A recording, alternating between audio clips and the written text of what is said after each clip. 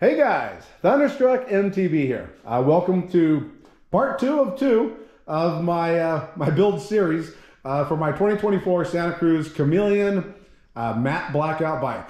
In the first episode, I talked about wanting to do like a 3, 4, 5 part series. I throw a couple components on and do a video and talk about them. We're all adults here. We knew that was never going to happen. I just got too impatient.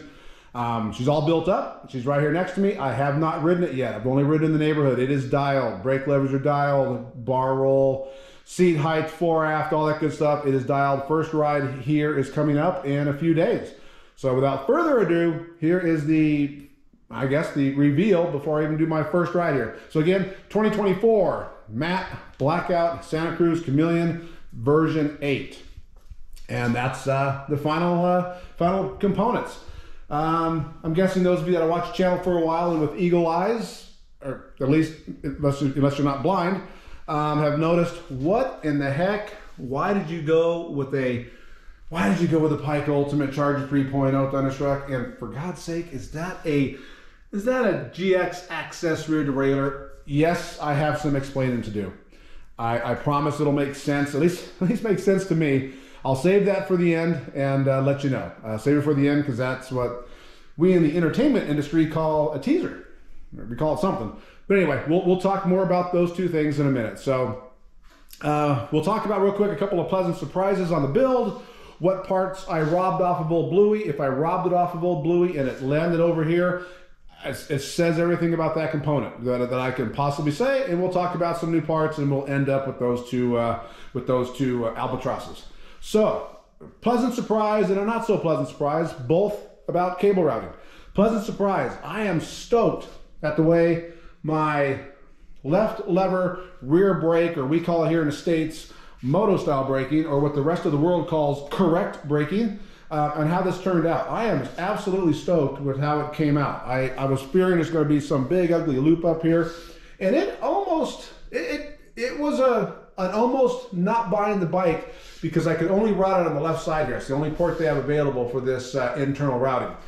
Really stoked, pleasantly surprised, and if I'm being honest, I think it looks even better than coming around the front of the head tube there. So I'm totally stoked. What I didn't see coming was not so much getting the brake cable through. It took me about 6 seconds to push it in here, and it almost popped out of there by itself, reached in with a pick, didn't even need my cable routing tool. That was pretty cool. It was sliding that stupid noise damper, that foam tubing stuff. It was sliding that thing over the brake hose and then try to push it through that hole and get it down inside there. It was like putting freaking pantyhose on while sitting in a sauna. Yes, don't judge me. You figure out how I know that, but yes, that's what it was like. And it was incredible. So that was frustrating. If you have any advice in the comments, that was my first time doing an internal cable routed bike. Let me know what I should have done differently with just trying to slide that thing on, because that was freaking brutal for something that should have been, I thought in my mind, so easy. So those were the two surprises on the build. So what did I pillage off of Old Bluey? Well, that would be easy. My DT Swiss XM 1700 wheel set. Also, what's bolted to that would be the rotors. Those would be the Trickstuff HD 180 rotors, 6-bolt front and rear. And my almost new, probably 300 miles on it, Garbaruk XD 10 to 52 tooth cassette. Those were taken off of Old Bluey, as were my Deity Super Cush grips. I am digging the you-know-what out of these things right now. And of course, my XTR 9120 brakes that I haven't even made a video about, but those came off this bike as well. So what didn't come off the bike? What is new? Well, I guess we'll start at another pleasant surprise. Was my Ergon SM Comp saddle. I forgot I even bought this thing. I bought it, I won an auction on eBay for a brand new saddle for a ridiculous like 39 bucks or something during like COVID time. I freaking stuck it over there in front of my truck in the parts bin, and I was rummaging in the parts bin looking for something else, and there it was. It was like finding a $50 bill in your coat pocket when you go to take them to the dry cleaners in 4 years. So that was kind of cool. Those of you that have seen a couple videos, I'm a card-carrying fanboy of the Magura Vyron V2. That's been on this bike for well over 4 years. it made perfect sense to go with a Magura Vyron V3, the updated version on this bike. That's all we'll talk about that. It's a big enough component that we're going to have a video coming up on that here in a few weeks once I get some rides on it. I got to get, 5, 6, 7, 10 rides, and then we'll throw a video up. What else? Cockpit-wise, no brainer. Cane Creek Hellbender 70 headset. Far and away, in my opinion, the best headset. I have a video on my channel. Look at it. It's worth the upgrade over the 40 in every day, every way, for sure. 20 mil spacers. Those are also Cane Creek lock type spacers. That is a Bergtech. That was in stock, if you will. That was in here because it used to be on Old Bluey, but then I changed it to a silver one, and that was the black one that came off. So that is a 35 mil clamp, 50 mil length, Bergtech Enduro MK3 stem. I mean, is it really even a Santa Cruz without a Bergtech stem? Some say not. That's a Wolf Tooth 5mm integrated headset cap with a straight from China titanium bolt holding it together for that extra 1 gram of weight savings. Bars wise, I really have been enjoying my 50 mil bars over here. I was on 35 mil bars for almost forever. Had a little neck soreness, this and that, just getting older, just being a wuss, whatever. So I thought I'd try some 50 mil bars on these tidal bars. Ended up loving the way this thing rides. Love the new position, everything else with that extra 15 mil, that's what she said, on the bars. So to me, once I did all my calcs, this is a 140 mil fork, that's a 130 fork, head tube and stack on this are higher than this, blah, blah, blah. With spacers, I decided to go with some 40 mil rise bars here. These are the Tenet bars, same brand as my pedals on both bikes, Tenet, and they were just released at the start of this year. They're the Bodem, B-O-D-E-M, Bodem, 40 mil rise bars, aluminum, 800 mil width, 5 degree up and 9 degree back. 9 degree back seems to be my jam. I was on Renthal 7 degrees for many, many years, and then once I had my kind of some surgeries and some issues with my shoulders and hand surgeries, I've been trying new bars for the last year and a half, and I found some things out. So kind of cool. So I ended up going with those Tenet bars. So that sort of leads us to the cockpit. It has our headset. We got here, that, the other. So that's going to lead us to kind of the 3 big ones left. And all 3 are going to share the same underlying current of price. They're all price driven. Like almost everything in my life, value. I'm not the lowest price looking type person. It's just value from what I'm purchasing, whatever that dollar is. And all 3 things, the XTR 9120 brakes, the Rockshox Pike Ultimate Charge 3.0, and that stupid AXS GX Derailleur here. All 3 was priced, and I'll be open and honest with you what I paid for everything. So the XTR brakes, I got them from Merlin Cycles, to the door, late October, early November, $311 US to the door, front and rear. It was a no-brainer, guys. They were an OE package. They did not come in retail, packaging, and they were my preferred resin pads, finned, and yeah, $311 to the door. That was what instigated me trying these. I would say 9 out of 10, maybe 8 out of 10 World Cup downhill riders are on the XTR 9120 brakes, and the other 2 or 1, they will be on a Saint if they're on Shimano. So I'm thinking, you know what, if it's good enough for the downhillers, let me give it a try. Yes, I have a video on my channel saying that the Dior 6100 brake is all I needed. I stand by that, I really do. I stand by that. I'm not, what do they call it? Walking it back. I'm not walking it back, I'm clapping back at it. And again, I'll have a video here coming up in the next few weeks, or in my case, a month, whatever, on why I chose the XTR 9120s and they made this bike. But again, 311 guys, that, right? If you know what XTR brakes go for, you know that was a deal. Okay, that leads us to this silver pink elephant right here and his stupid little purple nephew. Why did I go these? Well, first off, price. So I found the price for both of these combined were from a small mom and pop shop in Colorado. I found it just by being me. I got them both for $800. They sold me the fork for $600. They sold me the rear derailleur for $200. Both of these were in aftermarket retail packaging. I paid with a credit card because I was a little leery, price too good to be true, so pay with a credit card unless in case they're counterfeit or stolen or whatever. sent a message to Rockshox, and thanks Rockshox if you're watching this. You eventually replied like 13 days later, but they eventually replied confirming that both parts were in fact legit and both parts have warranties. So totally happy. Sad part of the story a little bit, I later found out, I don't know, maybe a few weeks, month later, whatever else, that little mom and pop bike shop went out of business in Colorado. So that's kind of a bummer to the story, but that was the ultimate driver of why I got it.